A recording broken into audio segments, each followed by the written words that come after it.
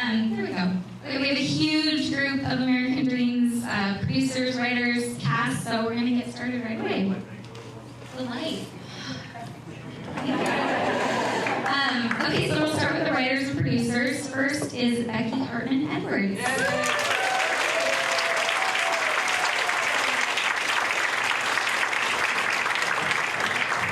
And Dave Semel.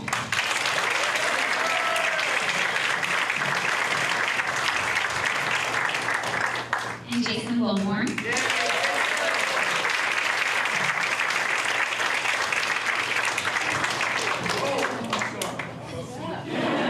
And Liz Tigelaar.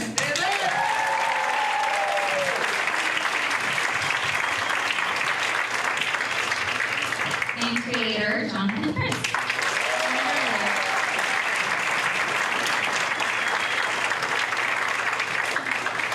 Now the cast. First we have Ethan Dampf, who was Bill.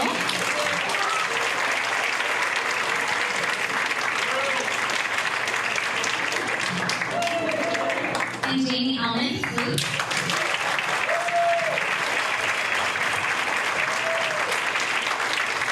And Sarah Ramos, Patty.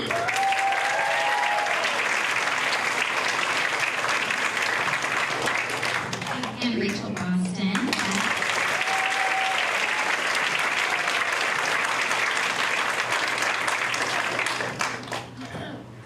Tom Verica, Jack.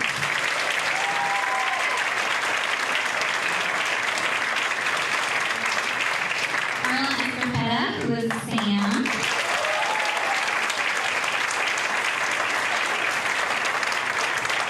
Vanessa Lengies, Sam.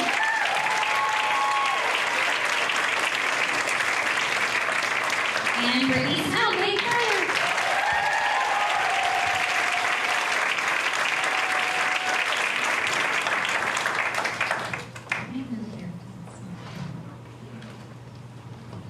Yeah, you guys have microphones. I'll have to share.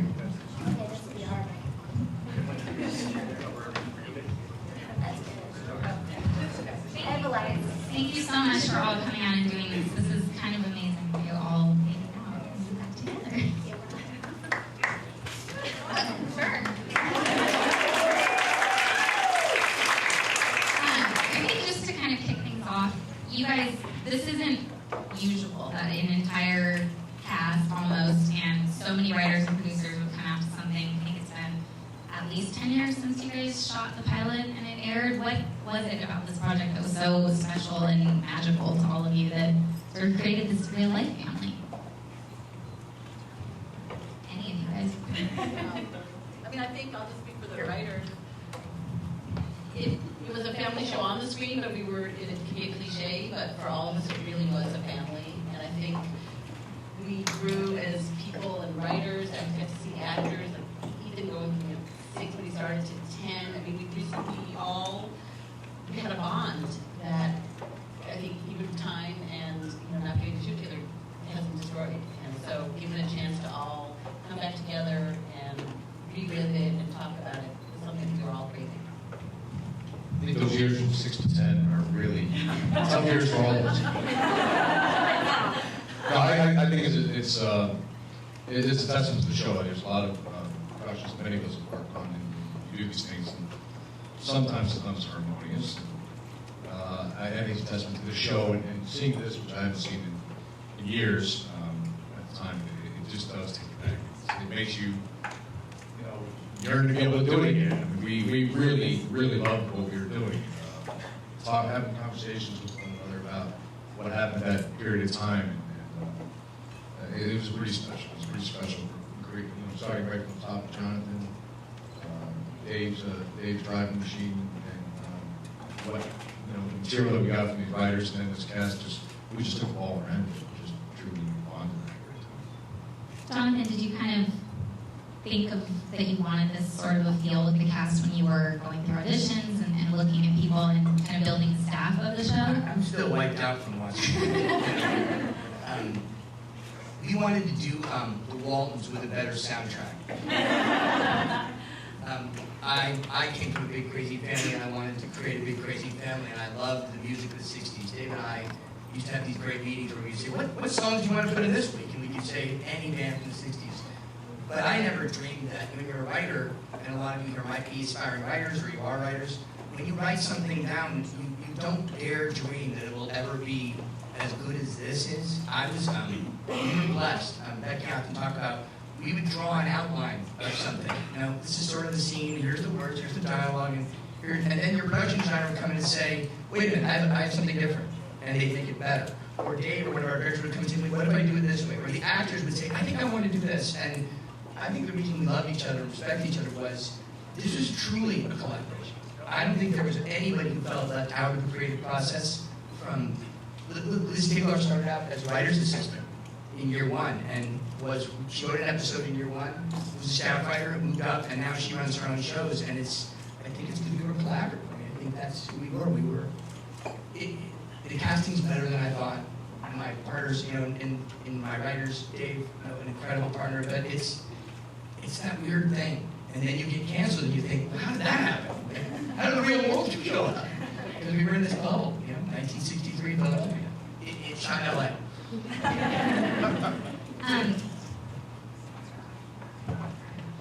You guys, you were friends behind the scenes, on screen. Your friendship was such a core piece of the show. Was that immediate? Was there always that chemistry there? Did you know in auditioning, or how did that sort of chemistry sort of come out? We never read together before we got the job. I lived in Montreal, Canada, and Brittany lived in Florida. And we both moved next door to each other in Los Angeles to film the show. We didn't have any friends when we moved out to LA, and it was kind of this weird thing where we looked at each other, and I think we automatically knew that we were going to have to do this together. I mean, it was like this whirlwind of getting our own shows and having to move to LA and start this whole process. And I think that we just really complemented each other with going through the craziness of LA. And we were teenagers, so it's already hard enough. And actually, we are a lot like how we are on the show, and so I feel like, and so I feel like we not only we work together like that, but also in real life. I mean, we just help each other in so many ways, like grew up together. I know we seem normal, but we're probably the most two unnormal people. And thank God we got each other. I just feel so grateful. Thanks for having us. Yay!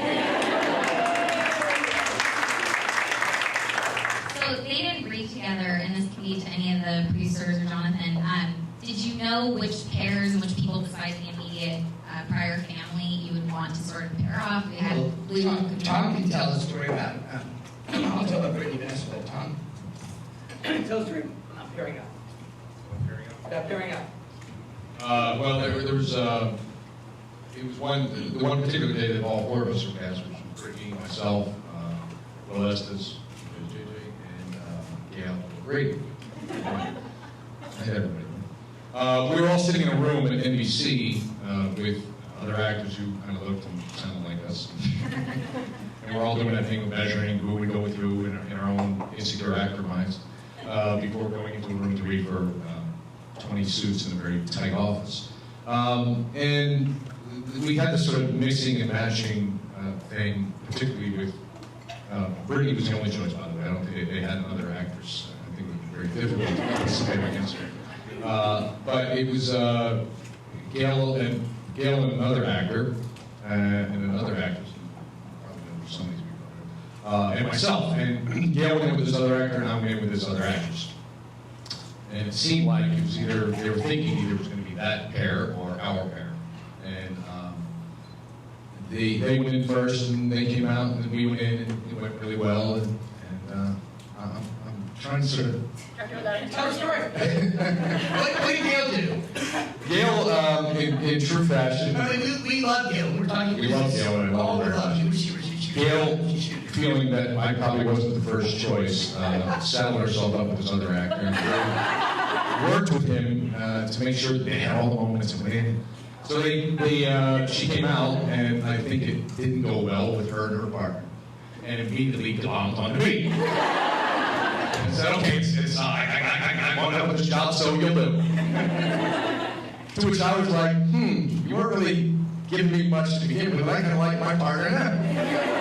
Anyhow, Melora Harding, I'll say her name, she was the other actress who I read with, was lovely and great, and we had a great time. And then they mixed and matched, and Gail and I went in, and then they went in. It was, so I was surprised when I got the call shortly after that I got the part, and I was told I was doing it with Gail, which was kind of a head scratcher for me. Yeah, that's basically how it was. And what's that? Oh, she's fantastic. No, it's honestly, to her credit, she totally owns up to that moment, and I think she had said, which no one ever said, that it was because of me that she got the role, which I was so blinded by it, like, because that wasn't her attitude at all. Now it's out there. I remember something about you and Gail. And when we were on set, that we had, at the dinner table, we had a joke that I don't remember who was in which posse, but we had two different posses, and Gail was at the head of one, which I was in, and me and Ethan and Gail were in a posse, and our slogan was that we were good looking and talented. In true Gail O'Grady fashion. You guys were peace and love. We were peace and love. That's right, we were peace and love. And we would be like, me, Britt, and Will. Yeah, and we would like, we eventually won. We made t-shirts. Well, one day we made t-shirts. We got like t-shirts made with like Gail's outline of her hair, and it said like good looking and talented on them. And we put like gave them to the whole crew and had them all wear them. And then Tom came in and we were like, well done. But we all had a true connection. We really cared about it. We weren't as shallow and during the street. Right here. How did those teams break up? How did you decide who was I on was it? talking how we It were was sitting. because they were sitting. It was because they sat next to each other and we sat next to each other. The seating arrangement, I think, purely. Was that designed by Dave? Was that set the seating arrangement? Actually, it's funny, the seating, I'm just sitting here thinking, you know, this is obviously bringing back a lot for a lot of us. It was really interesting when we shot the pilot, you guys recall, the dinner table scene from the last scenes that we shot. And we had this great experience, we shot for about 14 days. And I really remember when we shot those dinner table scenes, and Jonathan and I looked at each other and said, okay, we really have a show here. And that really was sort of the heart and the center of the show. And it was a very specific, long conversation about where everyone sat, because you know, this was back in a time when dinner meant something. Everyone really gathered for dinner, and people took their seats for various. You were obviously sat next to Mom because she wanted to look after you. You were sitting next to Dad. I mean, it was all very orchestrated, and then it became kind of very specific. Was it said, David did a great thing, Jonathan and David, when we were in Vancouver shooting the pilot, to sort of get us, why don't you tell a little bit about What was the seating set at that point? I don't know. The hotel room. Yeah, the hotel room. Yeah, I remember getting an invitation to come to a dinner, but we didn't know it was full-on rehearsal. We actually didn't know that you were making the dinner. We were actually all staying at this hotel in Vancouver that had apartments on one section. And we had asked, or I'd asked the hotel staff to let us have one of the hotels for an afternoon or evening. And they prepared food that was sort of appropriate of the era. It's sort of a pot roast and like mashed potatoes and you know, peas and carrots or whatever. And the whole cast gathered after having done what they'd done during the day. And they were all sort of kibitzing. And at a certain point I said, okay, time to make dinner. And appropriate to the era, I said, women, you go make it. And the men, you sit around and just kind of talk. And after the women gave me some pretty serious glares, I think Gail... the good days.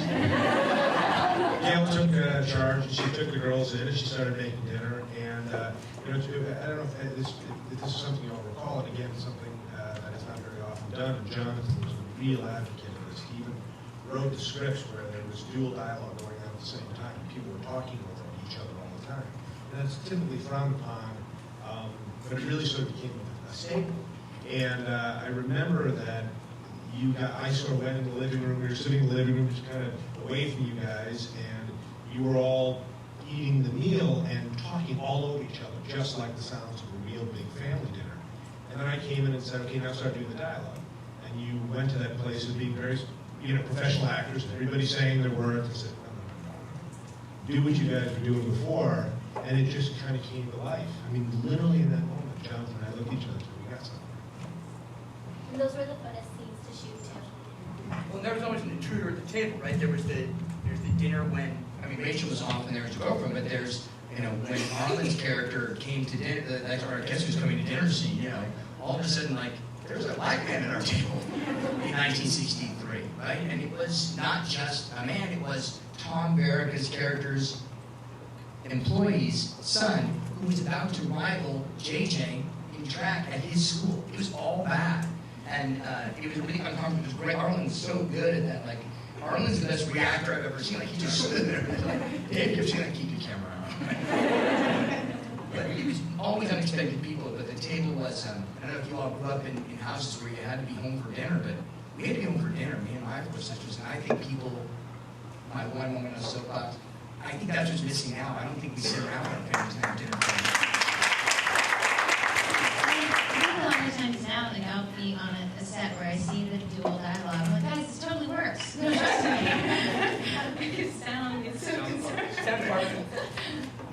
Arlen, since he kind of brought up Sam, I think fans loved him right from the get-go. You were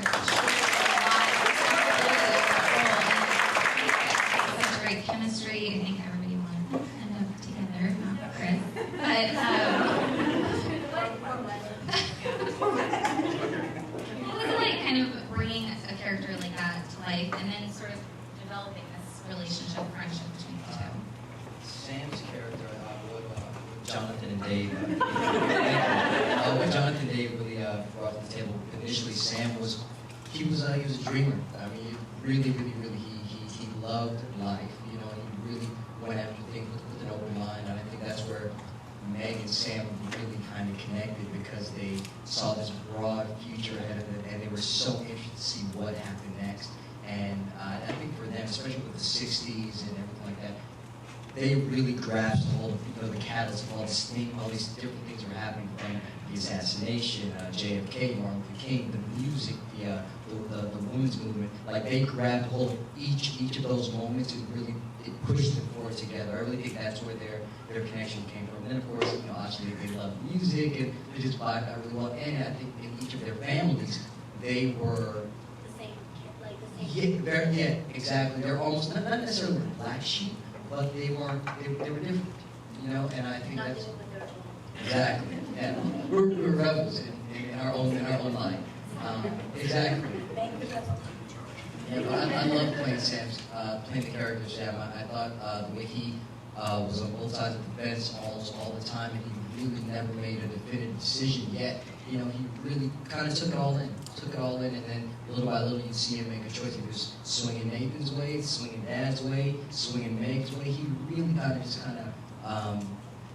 little bit from everybody. He soaked up a little bit from everyone. Even Jack's character, I think, you and my dad, Jonathan Adams, who played my father, I picked up a lot from you guys as well as Sam and as, you know, myself too. So yeah.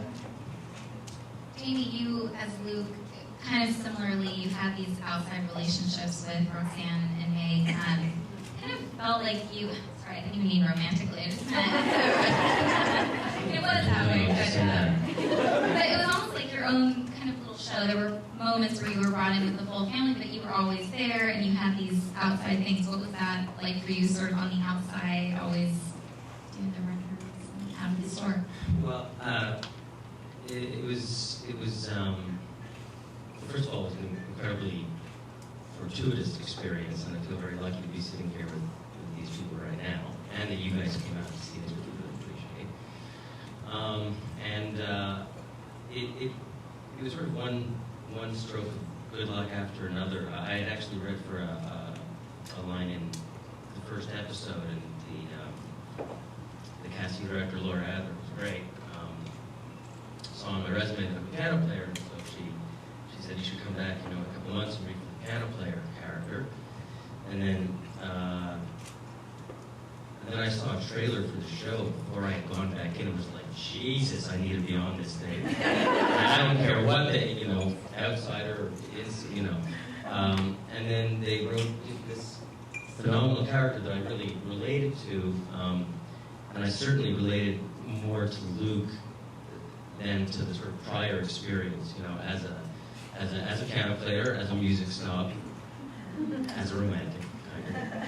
And so for me, like, you know, sort of like Arlen was just saying, I got to be part of a lot of different aspects of the show in a way, from the romantic relationship with Meg, which I thought was beautifully written and beautifully done, sort of, you know, first love and first kisses and stuff like that. And then getting to see the character transform, sort of as this beatnik, you know, pre-hippie, that ultimately ends up with his ex-girlfriend's best friend, which I remember we talked about it at the time too, that you know, I was like, really, you're going to do that? And, you know, originally it was supposed to be like a 3-episode arc or something, so, you know, when you guys brought that up, it was really touching that you would even do that. I was like, so we're going to sell that he ends up with the other girl, and then you all sort of said, but that happens, you know, and that really, really happens in real life, coming at it, especially when you're young and in high school, and, you know, you sort of end up with the other girl, and then to get to play the later, not the later 60s, but 64 and 65 as this hippie with Roxanne, who's this, you know, amazing free spirit. I never felt like an outsider. And just now, I was also getting emotional watching this thing. Man, that was heavy. And getting to see me watching the Beatles, right? That was that clip when we were watching the Beatles on Ed Sullivan, and they're dancing, and immediately when I got onto the set, Brittany and everyone made me feel incredibly well. So The reason you fell in love was we used to sit in the writer's room that Luke doesn't wear his heart on his sleeve. He wears everybody's heart on his sleeve. Jamie and I are both from the same province in Canada, and I was a huge fan of his when he was the star of a Canadian series called Student Body. Yeah. Arlen and I are huge fans. Maybe we can talk to you later, get on there. I don't think it was on any American. You guys on Fox. Wow. Student Body, take now. Okay, so anyways, I just wanted to say that I think that Luke's character was so amazing, and the relationship that he had with Meg and the relationship that he had with Roxanne were two completely, they were their own things, and they grew. Even if our characters were supposed to have this little arc, when we did it, it became something that we didn't expect wasn't on paper. And Jonathan, we were watching clips from Reunites yesterday, and I said, "Oh, I look like you're really looking." That was part of it, because we actually met. It's ironic. Vanessa was on a show called Radioactive that was on the same network in Canada on YTV, and it was on right before Student Bodies. And we planned this. And I'll just tell that, but she somehow managed to get herself to the final, shooting the final scene to Student Body, the last night after a 3-year extravaganza, and I actually do have the memory of this guy coming up and saying, you know, my daughter is 12 years old, and she's on this show that's on right before you, and she's a big fan of the show. Would you sort of, you know, say something to her or whatever? And I was like an emotional wreck after 3 years, and she comes up, I go say hi, and I had this thing of, like, you know, patting her on the head. Like, hey, little girl, it's all going to be okay. And They got with you later. That's right. Who knew? I mean, the next time I saw her 5 years later, I walked onto the set, and she was there, and she threw her arms around me. I wasn't even sure she remembered, you know. She threw her arms around me. So the whole thing felt really welcoming by every single one up here from the first day. Ethan, you were so young, like compared to the rest of the cast. But you had such heavy material too, and it was done so well. What was it like kind of growing up with these people? And it sounds like it was like another family when you were on Oh, yeah, it set. definitely was. It was a complete second family. I mean, growing up on the show, I don't know. It was the hardest part was definitely like leaving, because after I left, I know a lot of other people. I didn't even know it was going to be ending, and I was kind of left out of it a little bit. I mean, I was just a little kid, and it was like, where'd my family go? I didn't see them for another like 4 years, and then I saw them at Sarah's 18th birthday party, and then now we're all back together. But I mean, it was definitely an experience that not a lot of kids get to say that they had. I mean, besides that kid Angus, I'm only 2.5 men. Actually, I did a lot of auditions with him, so we're homies. We were never afraid to write for Ethan. I mean, you want to talk a little bit about writing? We did. I mean, he's the kid, but we wrote really emotional, deep stuff for him when he had the operation. When JT was talking, we wrote for Ethan because we believed him as an actor. You know, some little children are props. You know, you just sort of write around them. And Ethan, you just wrote for him, and he was so emotionally available. I mean, he was great. That scene where he holds your hand when he's sleeping in the bed in between you, it kills you. No, I felt really involved with you guys too. You guys even let me, it was like when we were casting one of my friends and I came into the audition room, yeah. So you guys gave me a lot of opportunities. We try to give everybody an opportunity to be in the casting session for the girls, especially when they have to make out with a guy. And Vanessa sort of watched Milo's audition. I was fine with Bill. I was a huge fan of his stuff. He didn't see me, but I heard him.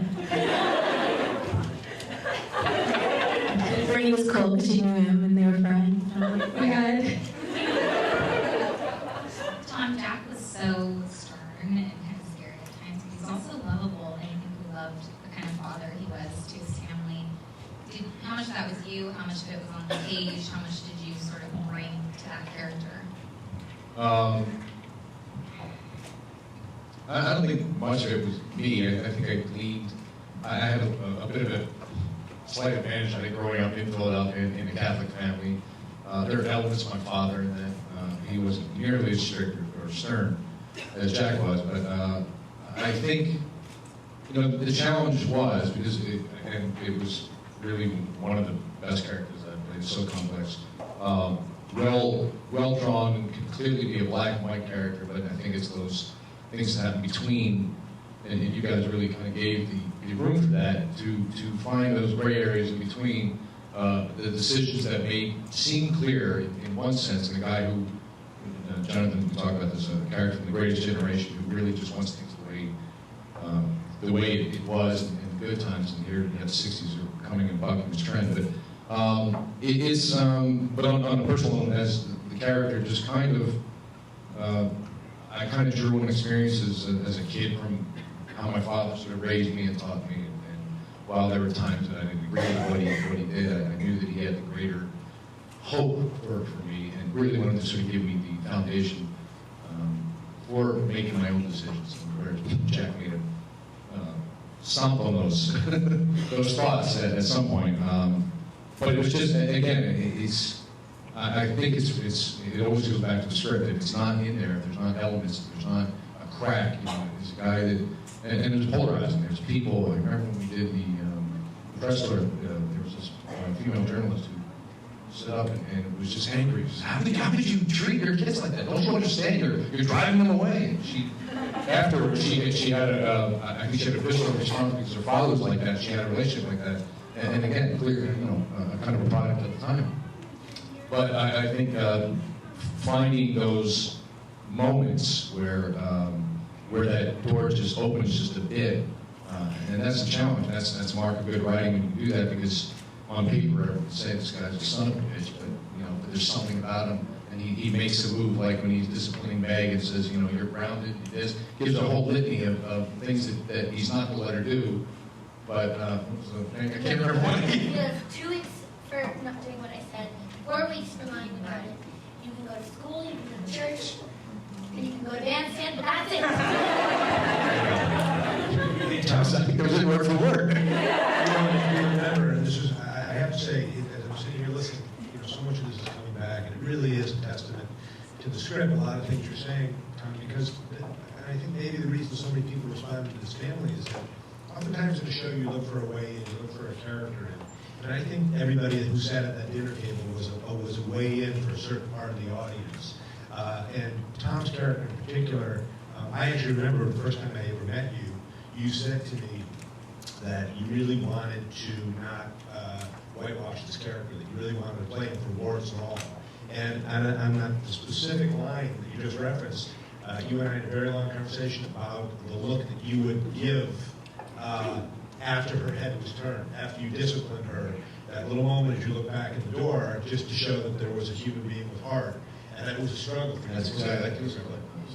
And that's where you find it. And I think there was initial criticism or concern that, gosh, he's just so overbearing, and some of the stuff that comes out of his mouth.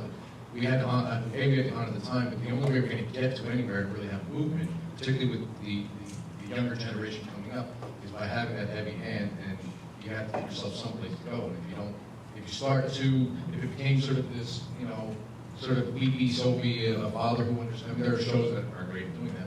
That is not his character. I was going to say, to me in the writer's room, I remember when I realized how exciting it was to write for Jack was, it's the 5th episode when Jamie, the scout from Notre Dame, is coming. You guys get in a fight. You pick him up and you throw him against a wall. And I remember thinking that is not how people parent today, and it was really clearly how Jack Pryor would parent. By the end of that episode, Jamie's pointing at you from the field, and you realize, like, in that time, even though obviously physicality that we don't have now, there was so much love that it came through. And I thought that episode in particular helped crystallize both the dark side of Jack and what still came through. And very real at the time. In today's social services, we come in. I was going to say, I now having moved on and done other things, like I often refer back to American Dreams, and it, definitely provides a template.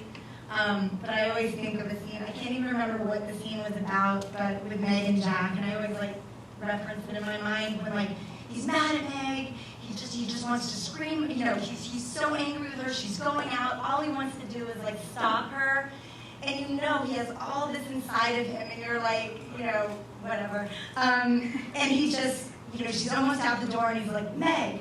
She turns around, and you're like, just tell her you love her, tell her you love her, that's what you love her, and just say it, you're such a jerk, just say it. And he's like, don't forget your coat. And that's it. And I'm always it just makes me cry, because that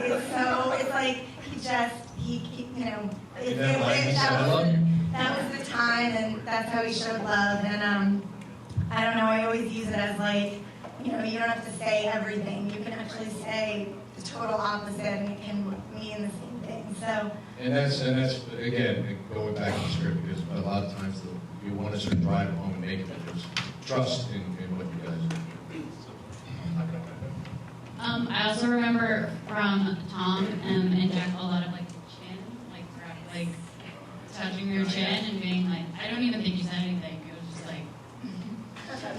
yeah, silent. One of the things, there's a lot of behavior on that show that we really discovered that we always talk about is finding, just filling out, fleshing out, and those kind of things happen. And it wasn't a planned thing. I think it just happened with you suddenly sort of embody these characters. I also think that it was some of the bravest writing I've ever been involved in as a director, because there was such confidence in the circumstances that they created in the writer's room, and such confidence in the actor to be able to portray it, that it didn't require a lot of words. But it was beautiful writing in the absence of excessive words. And I think to your point, it was the kind of show where the audience was encouraged to participate, that it wasn't all done for you. And I think that's a big reason why people have such an affinity, or those who know about it, have such an affinity towards the show. And I think why we have such an affinity having made it. It would be interesting to see what Twitter would have been like with a show. So much of TV now, we're required, and you guys are here because you want to know more about TV, we're required by the studios and networks to say, well, why don't you just write what they're thinking? And then write it again, and have them say it 3 times, because that way if somebody's not paying attention or they're doing it, then they'll really know what the scene's about. And we always had people not say what they were thinking so that you guys could fill it in. So when Liz says, hey, don't forget your coat, that means I love you. And you knew it, because you were watching, you cried. Don't forget your coat is a very scary line. But if you trust the cast, and if you trust the directors, and if you trust the production, team, and then know that you're there, know that you're watching, know that you're not distracted. One thing that was interesting that we did on the show that I've never done since, but is we always had writers' table reads, where every week before the actors ever saw the script, so you would never get to page 30 and be like, Gail hasn't said anything. You would catch anything that could, whatever.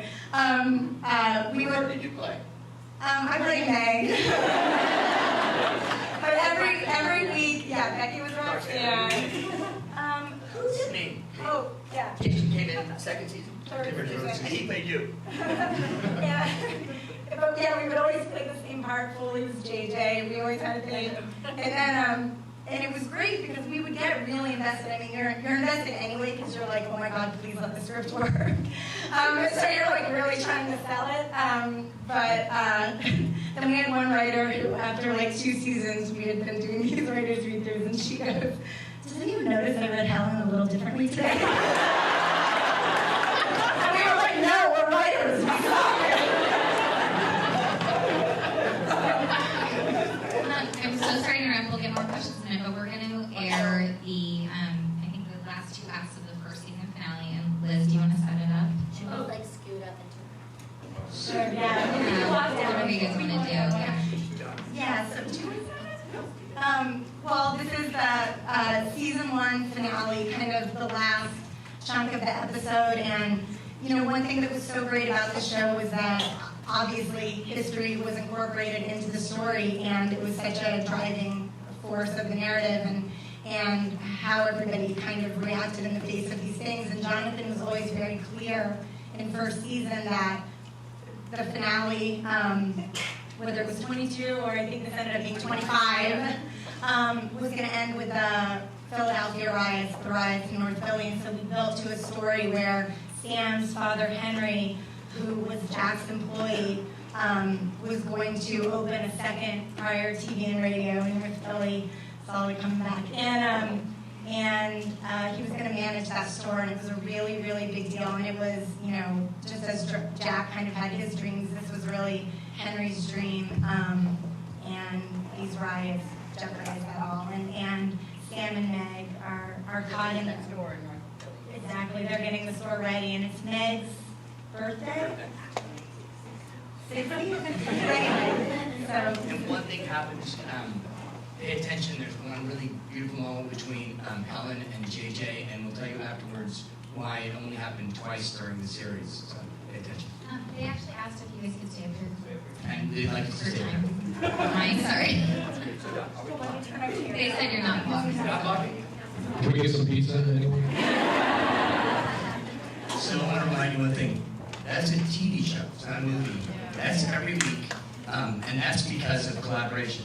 If you wrote that scene, you were lucky enough to have written that scene, or written an episode like that. Jason and I have episodes that he wrote, how they just came to life. You had those actors. You had that production value. We shot that on the back lot of in CBS. We created that ride out of nowhere. But editing, I keep thinking about, I don't see shows cut like that, cutting around like that to music. Not just the music, not just Kelly Rowland. Cool. But we had very daring storytellers. Our editors would push us further. And so a writer would write a scene, and then suddenly a writer would say, wait, maybe I could cut this scene into 5 parts and intercut this scene, and trust the actors, trust the crew. I mean, I think, you know, Dave, I'm awestruck. I love everybody here did.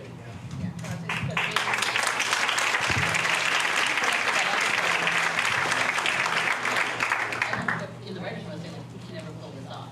And then you two On a together TV go budget. on a TV budget, and then they said, just the shots that you got. And yeah, Dave came in the room and he's like, put in a junkyard dog. And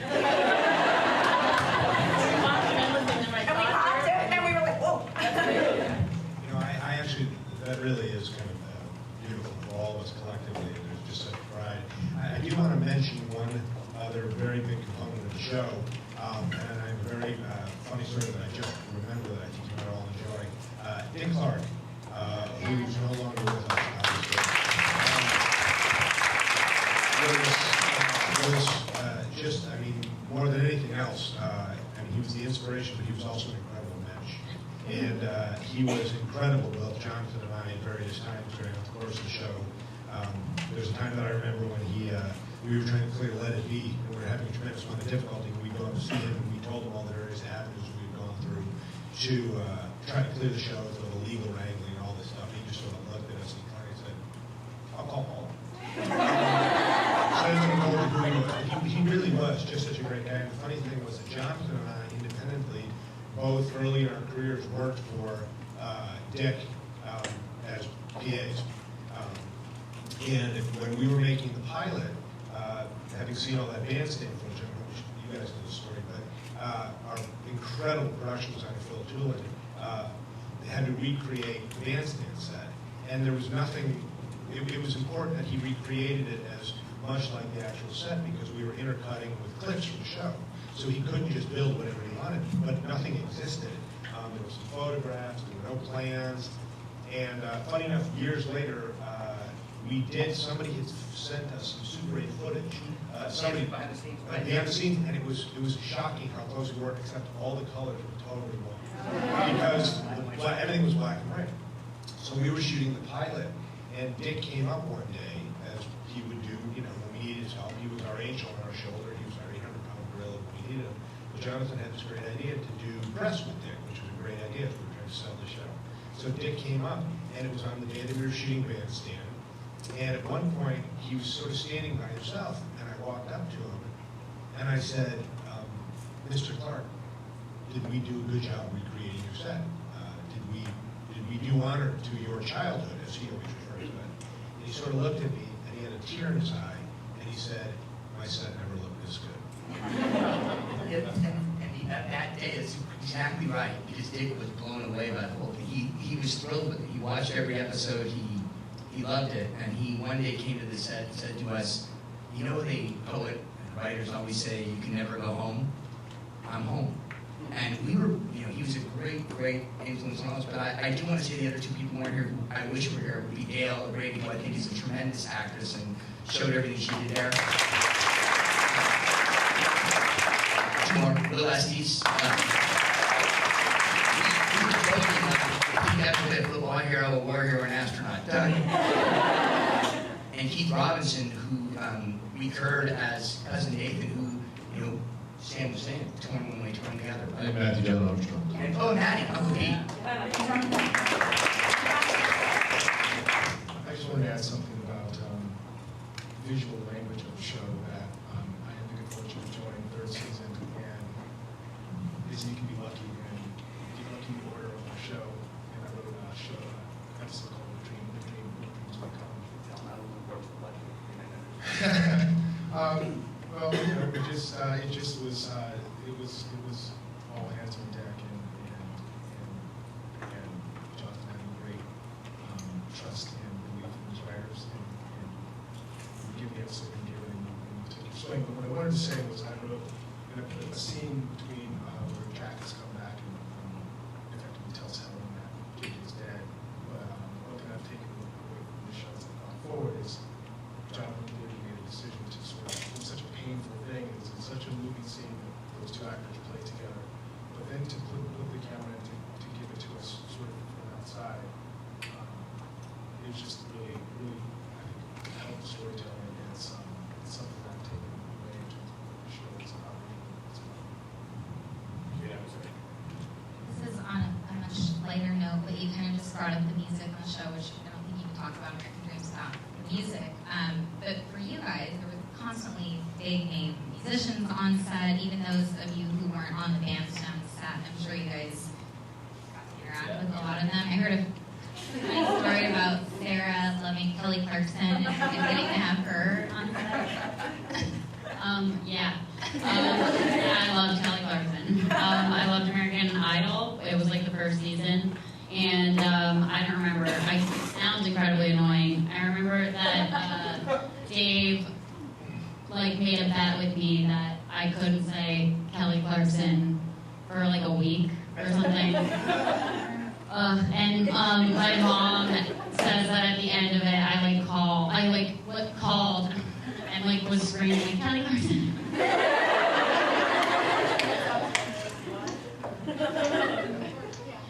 And then she came on the show, and it was really exciting for me.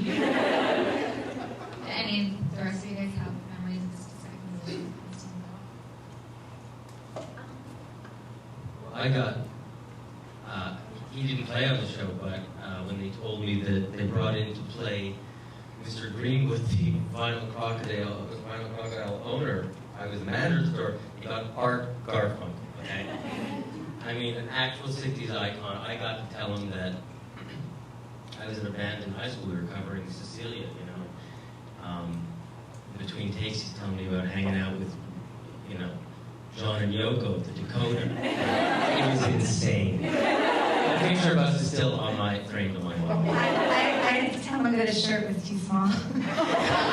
He came out of his trailer and he was like, "Kid, does this look okay?" And it was, I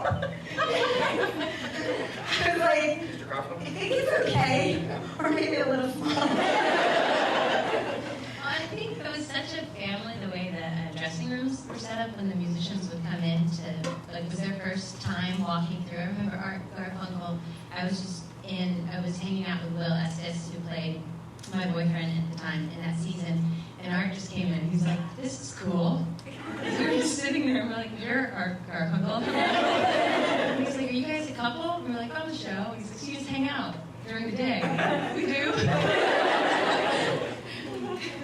I'll say for me, I had a couple artists that really stood out. At the time, I had the biggest crush on Alicia Keys. She came to the show, so, and I barely spoke to her. I just kind of stood there, kind of like, was kind of in awe. But two other artists, Amy came to the show. She was phenomenal. And then my all-time favorite was Alanis Morissette came to the show. I'm a huge Alanis Morissette fan. She did this beautiful acapella song, and I have my picture with Alanis. I have the CD. I mean, I still play it sometimes. It was great. I loved it. None of them came in prior to TV radio. I had a moment where it was really early on in the show. I think it was like the Usher episode, but I think it was like the second episode.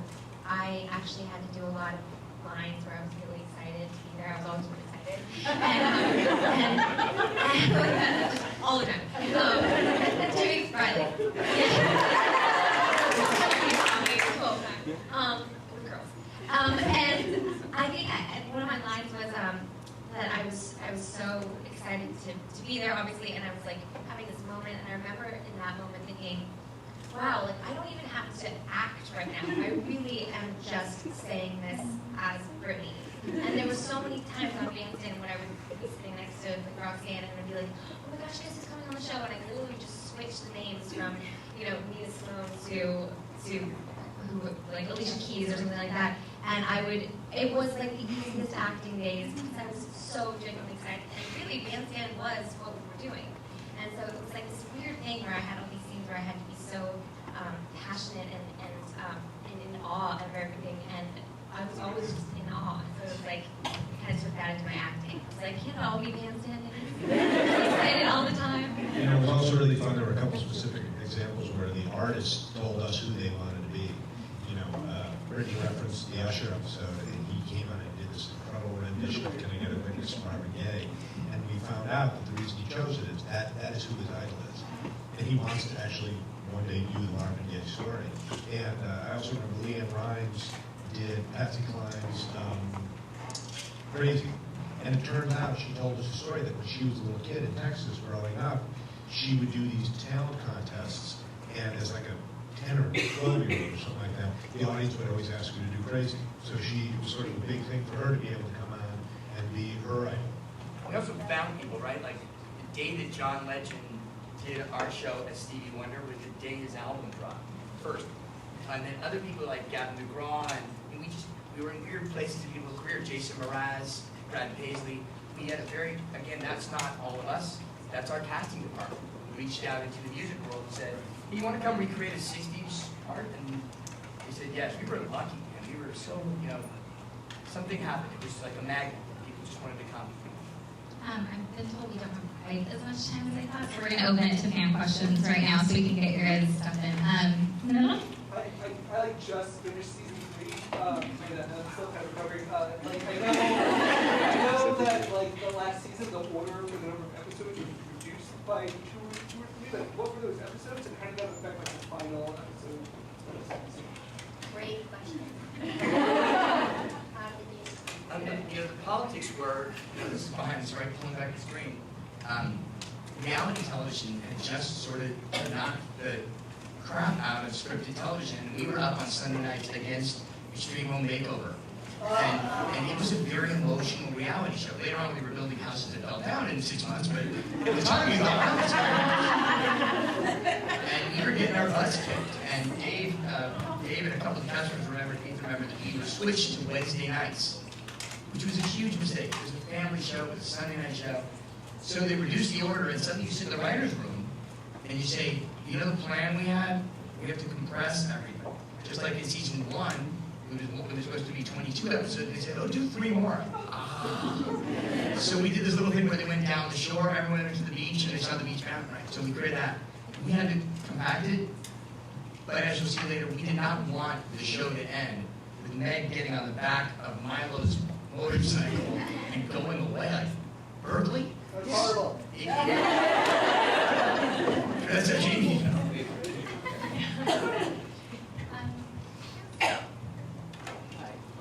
I gotta owe you guys all a huge thankful. I won a college scholarship through Campbell Soup. No way. Oh my gosh. Oh my guys' show. No way. Thank you.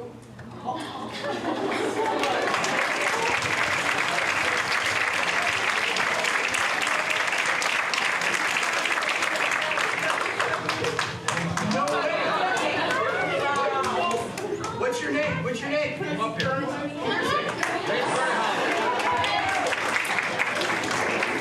Oh my God. So if you don't know what happened, we made a deal with Campbell's Soup to, oh my God, I'm freaking out. We made a deal with Campbell's Soup that Patty Pryor wanted to get in this essay contest and write an essay to get her college scholarship, and she bought way too many soup cans, and Jack punished her. And at the same time, Campbell's Tomato Soup ran a contest. How was your American dream, right, different from your parents? Yeah. And you went online, right? I did. My parents, they both grew up in the 60s, and my dad, he really wasn't big in school, and my mom, she didn't have all the great grades, but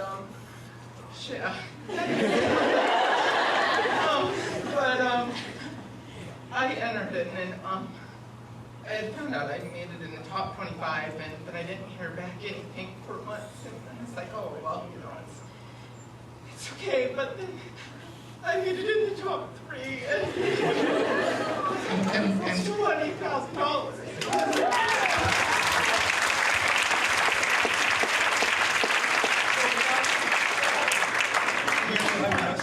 That would not have happened for me. It really. My mom just wanted to see one of her kids go to school, and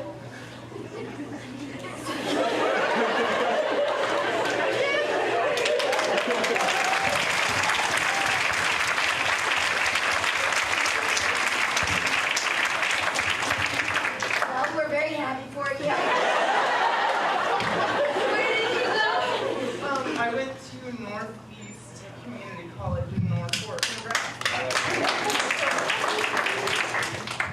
Why don't we pass this around while we get some other fan questions? We'll send it down the line for you. And we'll hand it back to you there. Okay? Cool. That's better than Extreme Home Makeover.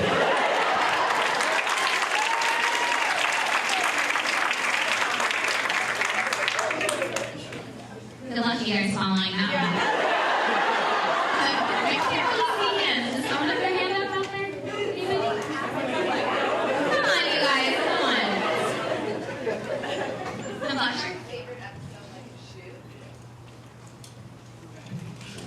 Down the shore was That was so much fun. We shot down the shore at the beach, so I think it would be that one, right? Yeah, we shot it at Santa Monica Pier, and I mean, selfishly, we were excited because the writers got to come down. We got to write a story about the oldest. Oh yeah, Becky was the oldest extra bandstand ever. And it was third in line. I fell in love in that episode in real life. Your character or real life? In both, actually. That's when JJ and I really committed. What happened in real life? In real life, I had met one of my very first boyfriends down at the shore, and Liz Tigelaar actually showed us yesterday. She filmed when all the writers came down to the shore, and she was filming the stage, and I remember, and she shoots to me, and I was looking up the stage, and I was like, I like him, and then we fell in love. And who was he?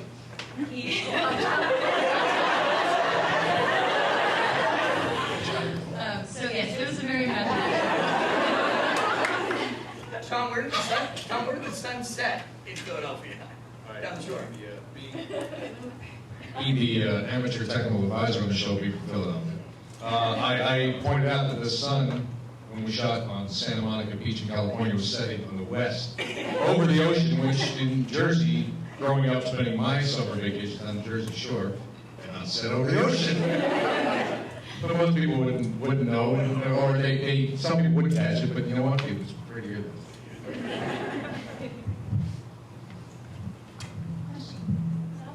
I know a while ago there was talk about the DVDs coming out the second and third season, and there was a lot of problems with the musical getting clearance and stuff. Has there been any progress or any kind of? Yes, the music continues to be a problem. That's the problem, the progress. I think it's plot. I think you guys got to be campaigning. I think that they need to know that if they make these music deals, that they're going to sell them to people who will buy these things. And Finish you guys a question. This is crazy. So, as John had alluded, the problem is that somebody has to put out a lot of money in advance of DVDs selling to. It's like $2 million. So I suggested the other day. I just said to the group the other day, do you think if we started a Kickstarter campaign to pay for and in addition to some sort of grassroots campaign that showed the people who would be investing in this that there would be an audience who would like to buy these DVDs that might work out. We're going to Kickstarter for season 4 on Netflix. I mean, somebody had to say it, for God's sake. Let's do it again. By the way, I asked the cast to dress up in character, and then we all fly down to the plane together. And I was going to film that, and we were going to they were going to be in character, like as if the Pryor family was going to a television festival. So we took that out of the line. We have any other questions? This actually goes with your season 4 thing. If you would have continued on with American Dreams, where would you have liked to see your characters go? We always said that Patty was going to go to college to Radcliffe. We felt like she was the sort of bright, shiny, intellectual kid. And Brittany, we talked about shooting at Berkeley. We talked about, not at Berkeley, but we talked about creating the Berkeley anti-war movement so that her character stayed there. You guys remember when Roxanne went off and joined a band for a while? Yeah. That was so fun. So fun. But she and Jamie's character were clearly going to be in a relationship together. And Sam, we talked about what you said about your character, because I think you're spot on. One of the things that I thought Sam would probably be a professor at a college and more than likely get into some sort of politics and really try to make that change that he was always looking and searching for. I think he probably eventually would find an answer for what he really wanted in life and push it forward. Maybe Maggie and Sam would meet up and remember how. Rachel and Ethan and Brett, you guys should talk about where you wanted to go. Well, I was talking to Jonathan, and he's saying maybe I might have become a writer, because as he pointed out, I didn't remember this, because there's a lot of things that I don't remember, but that I sat in front of the TV a lot, and I on the show, and I guess I really did that, and I would have maybe become a writer, because Created your own American Dream. yeah, What did you something say? like that. Because I wasn't the biggest football player, obviously, I pulled way up for like I mean, in a way. I don't see Will as being very coordinated.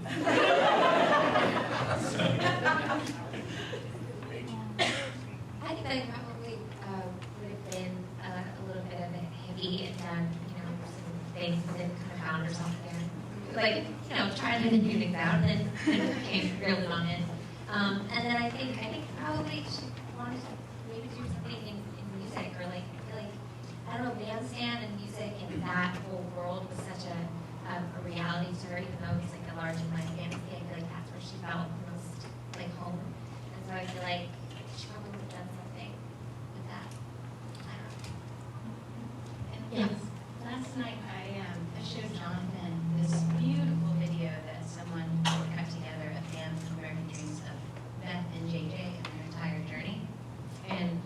to me, it was so emotional because I came in to read for Dave and Jonathan to play a very small role of the high school girlfriend, and then it turned into a woman who was sending her husband off to Vietnam and carrying a child while protesting a war, and it turned into this unbelievable journey for me, and to be able to play and be part of this world was just truly, truly a dream. But I would be married to an astronaut. And that's amazing. And so I just, that last scene where to be able to watch the final episode where I'm in the house and so comfortable and hugging this beautiful soul, and just to create that family, it was a very special journey.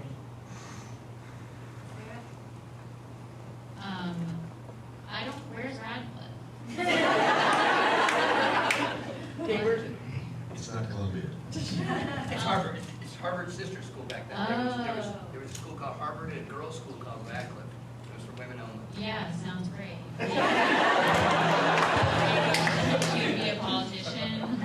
She'd probably be like corrupt.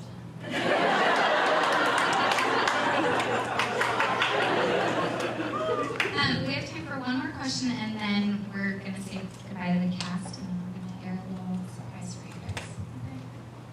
In creating the story arcs, how did you know how to pair characters to certain historical events? Or in other words, what advice would you give a writer to blend historical truth with nonfiction? Great questions. The good thing is that history gives you the story beats. Now, Mad Men flies through history. I think it's like 1980 in Mad Men. John Draper looks the same, but it's 1980 or 71. We decided we were going to do 1 year per season. And I don't know if that was the right pace. I wonder if we had done 2 years per season, if people would have picked up the show and would have gone as quickly. But we wanted to keep Meg and Roxanne in high school. And we wanted to keep the kids young and everyone looked their real age. History's your friend, right? Find the things that happen. A great writer gave me advice once. He said, this is Stephen Bochco, who probably prided himself as a producer more than a writer, but he said, don't try and write the next cool thing that happens. Write the next thing that happens, and then write it cool. Don't aim to write something that's viral or cool or write what happened to the character. And then write it well, or as our writer's staff would do, write it. Jason said, trust everybody else. Trust me. But I think find out those cool things happen. Historical dramas, they're everywhere, right? Happy House McCoy was like the biggest thing ever, and that was like over a month of their life. So find that. I think that what we try to do, and the key for any kind of writing, is also just out of character. Just know your characters, and if they're of this time, or create a character that would be impacted or impact what was happening. But make them a three-dimensional person and put them in that period, as opposed to worrying about an event that you just have to throw them into sort of like Zelly or something. I also think, we had a writer on staff who was a consulting producer, John Romano, who's like really amazing, super hyper intelligent, kind of mad professor. But he would only work like 2 or 3 days a week, so oftentimes he would come in and we'd be struggling with stuff, and you're trying to break out your story into acts, and he'd come in and see something like kind of so contrived that we were kind of trying to shoehorn it to this plot point, and he'd be like, I don't care about the actress, this doesn't make sense, blah, blah, blah. And then, of course, he would not be at work the next day, so it would be us sitting there, he'd be like playing tennis in Santa Monica, and we'd be like, we'd have to figure it out, and we would all give him a really hard time and get aggravated. But as the years have gone on, I think for me, whenever I struggled, and you're trying to kind of shoehorn something, and you want it to end this way, I always just think what he would say, which is he'd say, I don't give a shit about the act breaks. He'd go, just tell me what a real person would do. That's what I care about. Tell me what a real person would do in that situation. And I always think about that, as he's playing tennis and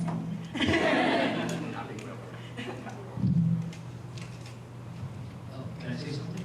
I'm not a writer, but watching the show, I'm kind of a writer, but whatever. I think what American Dreams did really, really well, and I think it's hats off completely to the producers, Jonathan, the writers, and everyone. What they really, really captured they took a lot of our growing pains as a country and really kind of blended in with the fictional characters. Like watching this, the Philadelphia riots, that's a growing pain. That's us growing up as a culture and as a people. The women's movement, the civil rights movement, you go down the list, there are all these growing pains that everyone is going through, and it's just kind of a swinging pendulum of who it hits hardest, and and I think that's really what this show did for me. Like I reminisce now and I look back, and that's what I think I'm probably going to take the most from it, just because even now it's still happening. These growing pains are still happening, it's still there, and whether it's a fictional character or a real character, the pain is real, and I think that's what people really connect with, and your audience would probably enjoy watching and see. That's all we have.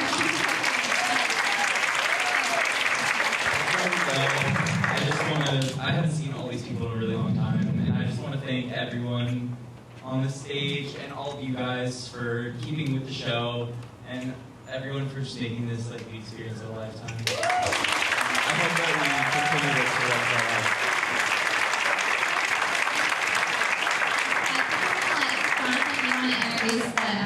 You guys, thank you so much for coming out. What was the one thing that happened that scene between Helen and her son? She called him Jack, because he was Jack Jr. and he became a man. So, again, good subtle writing, brilliant acting, and beautiful score. We weren't just about the song, we were about the score. All right, so here's what you're going to see. Well, I'm sorry, we also mentioned Jonathan Adams. And who's in that? Here's what you're going to see. This has been talked about online a lot. If you guys are part of the fan club, they'll talk about it. You now have seen the seasons to come, which is what we promised. When we found out that we were probably on the bubble, that's what they call it, as if that's a good thing. Like, I thought the bubble was cool, it's not. It's awful. It means you're probably not getting picked up. And we did that seasons to come thing for them, saying, watch this and please pick us up. And they didn't, and it's business.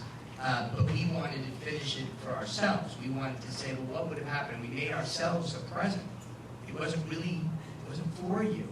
It was for us. We wanted to say, how would we end this if someone had said, okay, you have one more episode, go figure it out. But we didn't have the money, and we didn't have the time, and I sat in the writer's room, and I sat with Dave, and I sat with the cast, and I sat by myself, and we decided we would create an epilogue. It's not an episode, it's just a piece. It takes place when Brittany gets on the motorcycle and flies off. It takes place years later. It's 1969. It's the summer of 1969. It's Woodstock. It's that famous man walking on the moon. And the Pyre family's changed. And the last time you saw them, Tom was really irate. And we felt like we wanted to show what it'd be like for these characters later on. We used clips from the shows. We used music. We used some ADR. And then we showed it to ourselves, and we sort of loved it. But we never finished it. What you're going to see now is raw. It's rough. There's ADR lines, that means, voiceover. There's an editor talking as one of the characters. There's time code in the bottom. And to me, that's what makes it beautiful. Because it's just our little present to ourselves. And I think some cast members haven't even seen it. The fact that you can call about that, because that just doesn't happen. The reason we did it was we wanted to give ourselves a present, but also Dave and I worked with our first AD, and we found a way to sort of cheat part of the schedule. We couldn't go over budget, we were getting canceled. So we knew we were doing it. So we moved things around, we shot some stuff, and I think Brittany and Tom and Gail were aware of it. I'm so happy for our cast to see it. And now, thank you to the festival. You guys, thank you so much. You guys. Thank you guys for liking the show as much as we are.